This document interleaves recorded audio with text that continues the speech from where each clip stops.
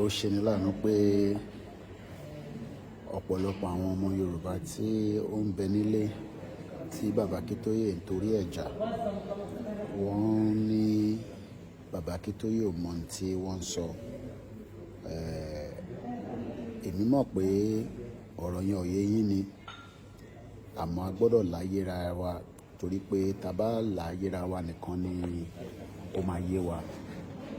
Kí ni bàbá Akíntóyè àti bàbá wa Olóyè Ìgbòho, kí ni àti àwọn tí gbogbo wa jọ ń pè fún ká dá dúró gẹ́gẹ́ bí orílẹ̀-èdè, kí nìkan tá à ń torí ẹ̀ jà? Tá à ń torí ẹ̀ jà kò ju pé kí ìwọ náà rí ayé gidi gbé.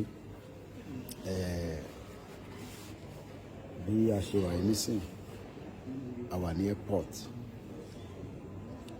a lọ ìlú òyìnbó.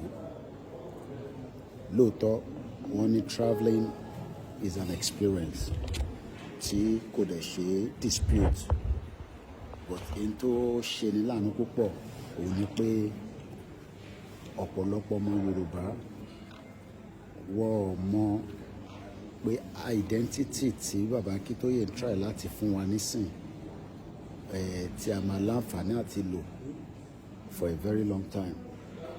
Mo fẹ́ ká sáré wo àwọn nǹkan tí bàbá wa Akíntóyè sọ fún wa látara àwọn ìgbésẹ̀ tí a ti ń gbé bọ̀ àti ibi tá dé àti ibi tá ń lọ, torí ibi tá ń lọ kò jìnnà mọ́, àdẹ̀yà káàkiri, àmọ́ àwọn tí ẹ̀ ń fọkàn tọ̀ pé wọ́n máa dá sí, lóòótọ́ wọn ò ní dá sí.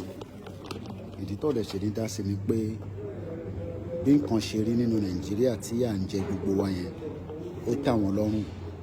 Ìdí tó ṣe tó ní kí gbogbo wa ká tó wá lọ ṣe election nìyí.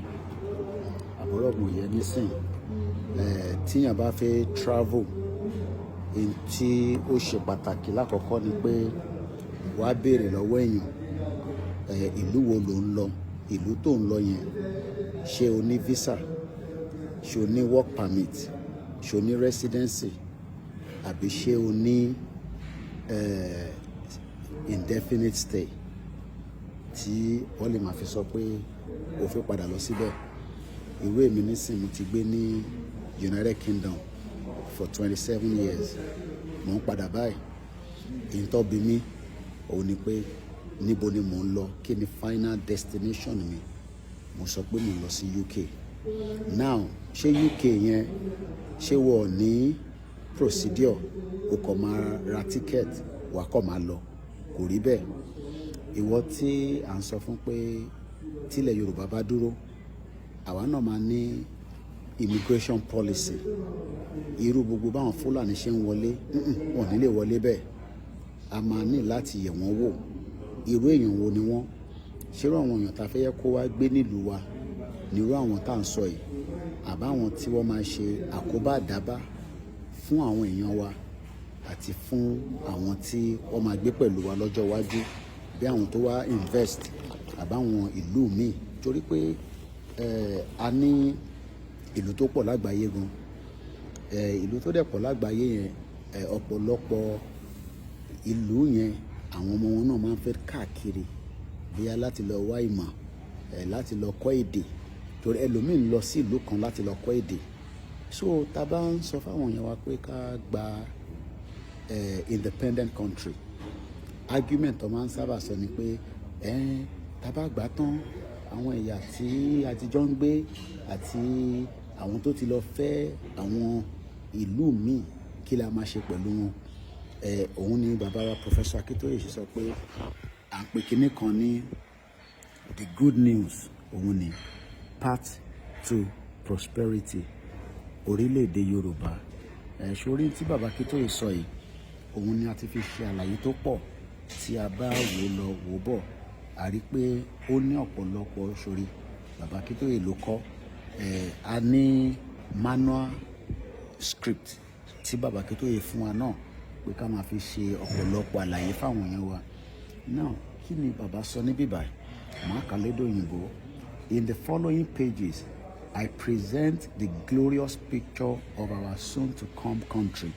Bàbá ń sọ fún wa pé bí ìlú wa ṣe máa rí nígbà tá a bá ti débẹ̀, nígbà tá a bá ti gba òmìnira wa, tá a ti gba country tiwa, bí ìlú wa ṣe máa rí, òun ni bàbá ṣàlàyé yẹn. In our orílẹ̀-èdè Yorùbá, I try to describe the dreams that are impelling millions of Yoruba men and women in all countries of the world to engage seriously in the Yoruba self-determination struggle. Bàbá Akíntóyè sọ fún wa pé a gbọ́dọ̀ engage, a gbọ́dọ̀ darapọ̀ mọ́ wọn. But àwọn olóṣèlú ò fẹ́ darapọ̀, torí olóṣèlú ò fẹ́ jẹ́ kí ẹ wà nílùú tí ó máa níná, ẹ wà nílùú tí àyẹ̀wò máa wà fún yín bí èèyàn bá fẹ́ lọ sí hospital, ìlú tí èèyàn bá lọ kọ́ṣẹ́ á rí owó fi ṣòwò, ìlú tí èèyàn bá lọ sí iléèwé á rí gbogbo ẹlòmíì nísìnyí kò ní laptop látijọ́ tó ti bí sáyé, kò tẹ̀ ní àǹfààní àti ní laptop. Iṣẹ́ tí laptop dẹ̀ ṣe pọ̀ gan, but ibi tí mo fẹ́ fàyọ ni pé bàbá Akíntóyè wá ní gbogbo wa pátá la máa engage, gbogbo wa, kò ń ṣèyàn kan, kò ń ṣe ọ̀rọ̀ Koiki Media, olóyè Ìgbòho, bàbá Akíntóyè, YSD, no, gbogbo èèyàn pátá, nínú chọ́ọ̀chì ni, ní mọ́ṣáláṣí ni, níbi tẹ́ tí ń jọ́sìn aláwo ni, babaláwo ni, ìyá aláwo ni, ìyá Ọ̀ṣun ni, ní gbogbo ìpínlẹ̀ láti Kwara, Kogi, Ondo, Èkìtì, Ọ̀ṣun, Ọ̀yọ́, Ògùn àti Lagos, gbogbo ibi tọ́mọ Yorùbá bá wà káàkiri ní gbogbo àgbáyé, Brazil ni, Antigua ni, Cyprus ni, Trinidad and Tobago ni, America ni, Canada ni, United Kingdom ni, Japan ni, Australia ni. Ṣé làwọn ọmọ Yorùbá kan tẹ̀ fi dá sí? Ṣé lọ́kàn wò pé kí lẹ́yìn tẹ̀ ní ẹ fẹ́ gba country, kí lè nǹkan tẹ̀ ń ṣe? Àtẹ̀gbọ́ àwọn tó wà nílé, ẹ̀yin tẹ̀ tí wá ti travel nǹkan, in tó ti mú ẹ kúrò nínú Nàìjíríà, bí mi ṣe wà nínú airport kan nísìn tí mo fẹ́ rìnrìn àjò padà lọ sí London. That means pé o ti ní exposure, o ti mọ òtítọ́, o ti mọ òdodo. Kí ló wá dé tí ò fẹ́ jẹ́ ká jà? Kò ń ṣe pé a fẹ́ jà, a fẹ́ gbébọn, ìyẹn kọ́ là ń sọ. Àní ká gbára wa sílẹ̀, ká dá dúró gẹ́gẹ́ bí orílẹ̀-èdè, ìyẹn là ń sọ. Àmọ́ púpọ̀ nù yín ṣe ni ẹ fẹ́ dá sí. Kí ni ìdí tí ẹ ṣe fẹ́ dá sí? A ní doctor, a ní nurse, a ní engineer, ẹ ti wà expose, ẹ ti mọ̀ yàtọ̀ sí nǹkan táwọn tí ó wà nílé tó ní àìtọ́ ní knowledge, ẹ̀yin lè wá dá sí. Bàbá wa ní this Yoruba self-determination struggle to together a countless self-determination organization. A máa ní oríṣiríṣi ẹgbẹ́, a máa ní oríṣiríṣi àwọn èèyàn tó máa ṣiṣẹ́ oríṣiríṣi.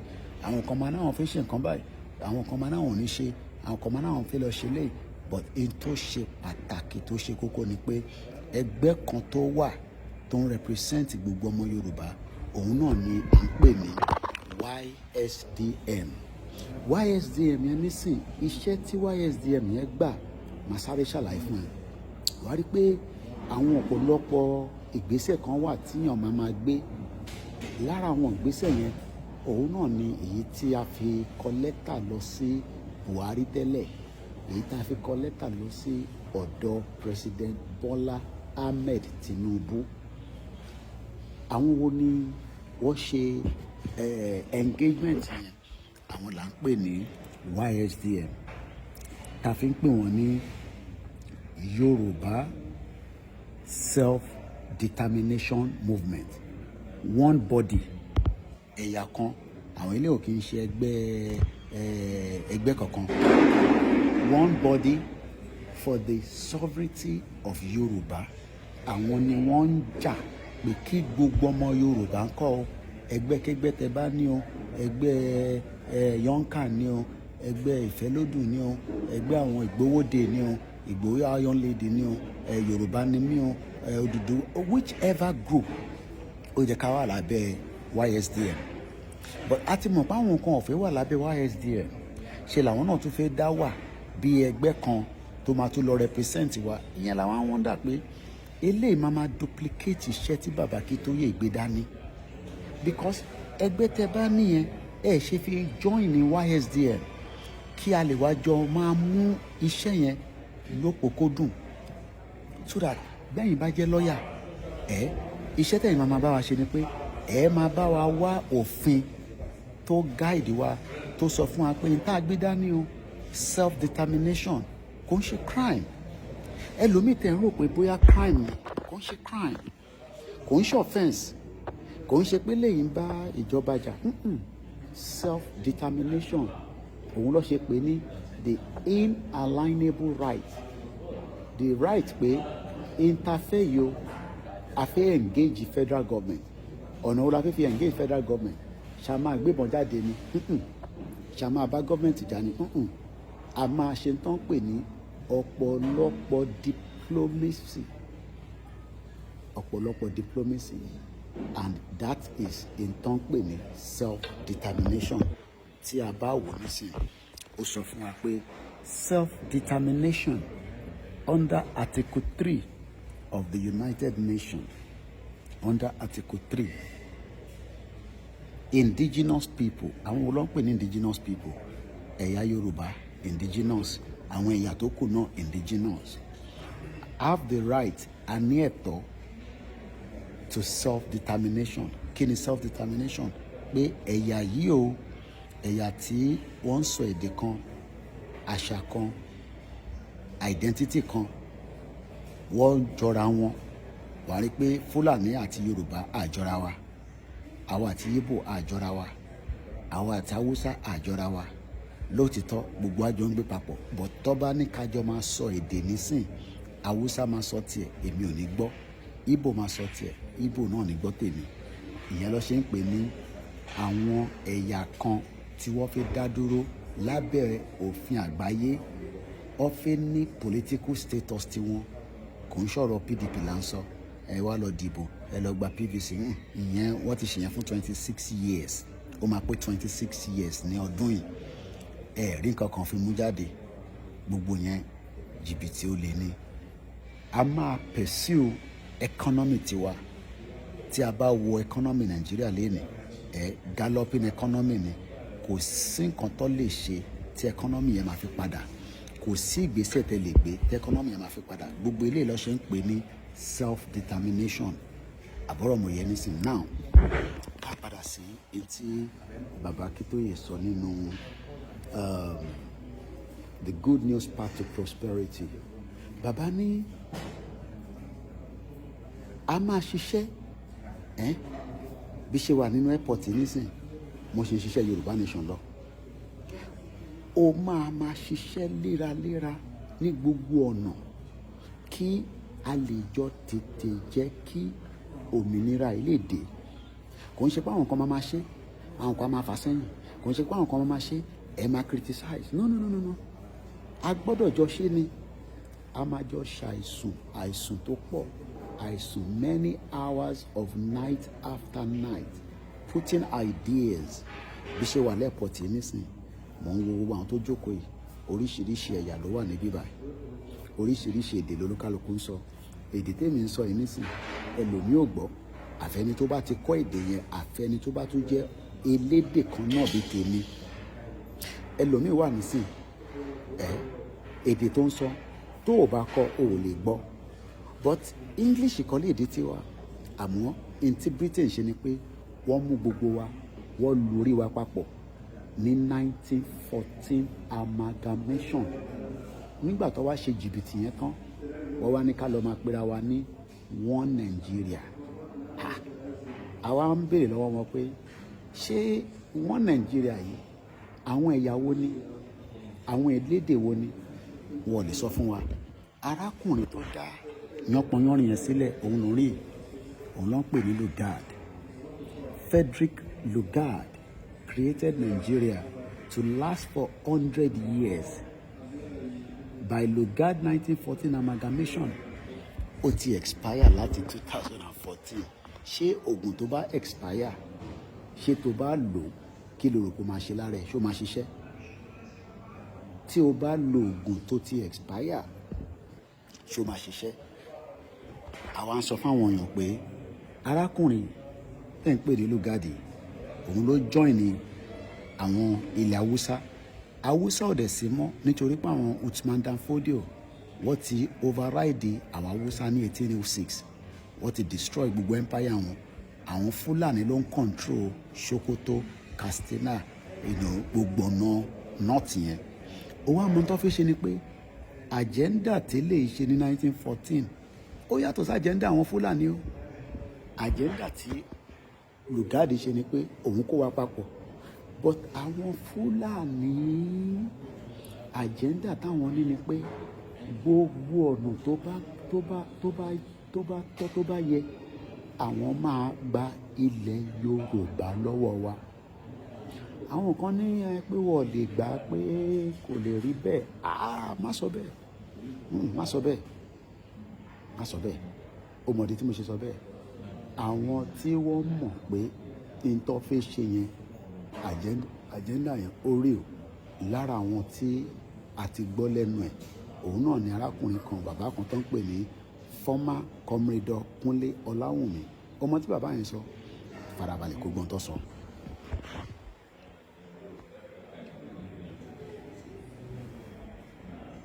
já fohùn sí kó wọlé. This country should be Islamized. This is a fact. I said I want me to start mentioning names of people in this government that we have interrogated. I was a member of an interrogation team, and I've interrogated a very high-ranking member of this government in 2007, 2008 on the issue of Boko Haram. I interrogated him. He's in this government right now. Jumbo. And what was the issue? Boko Haram. And this senior officer was actually let go because he was found culpable. But right now he's in the government. Now, tó bá ní Koiki Tinubu máa wá restructure Nàìjíríà, Koiki jẹ́ ká fún Tinubu láyè kó tún lọ ṣe another election ní 2027. Ṣó mọ̀ pé in 1,000 years from now àwa àtàwọn Fúlàní àlejò ṣe. Ṣé wàá mọ̀ pé Jonathan sọ fún wa pé Nàìjíríà kì í ṣe one country. Mo ní bí ṣe wà nínú airport yìí oríṣiríṣi orí ni mo rí orí dúdú, mo rí orí funfun, mo rí orí tó dàbí àwọn Arab, mo rí orí tó dàbí àwọn ti Chinese. Oríṣiríṣi ẹ̀yà ló wà nínú airport tí mo wà yìí. Àmọ́ kí ni reason tí wọ́n ṣe fẹ́ mú kí Nàìjíríà kó sì wà ní ẹyọ kan? Jẹ́ ká gbọ́ lẹ́nu Jonathan, ìyẹn former president in Nigeria. How we've been having this conversation about the unity of Nigeria. And I reflect back at some of the prominent statements Jonathan, I'm sorry, you. founding leaders.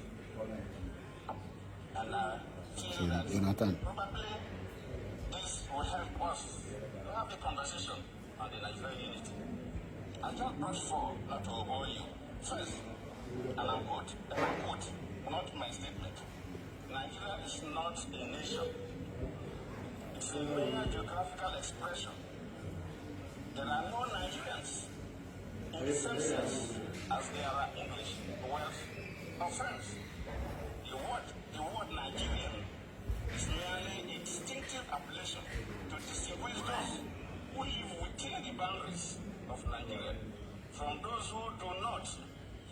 This is accredited to Chief Obafemi Awolowo, the former Prime Minister of the Western Region.